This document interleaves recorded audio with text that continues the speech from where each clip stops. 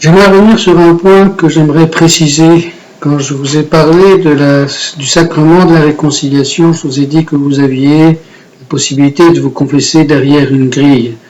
Et pour dire que je ne suis pas un prêtre rétrograde, je vais vous lire le droit canon, le canon 964, où il est stipulé: pour entendre les confessions sacramentelles, le lieu propre est l'église ou l'oratoire.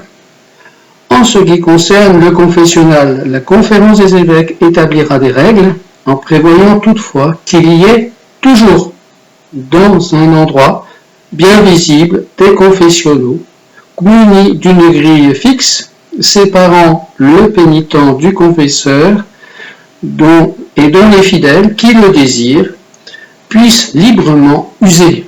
Voilà, vous avez le droit d'user d'un confessionnal muni d'une grille qui vous permet d'avoir une qualité d'accueil qui respecte votre démarche d'humilité vers la grâce de ce sacrement. C'est important aussi de voir qu'il y a d'autres effets, c'est qu'il y a une distanciation qui est utile au prêtre, qui est à la fois médecin et juge, et parfois, il peut y avoir un lien affectif qui vient brouiller les cartes, si je puis dire, et parfois on peut avoir une pénitente qui soit pleine d'une affection, et comme racontait un prêtre, il a été acculé jusqu'à être coincé contre le mur.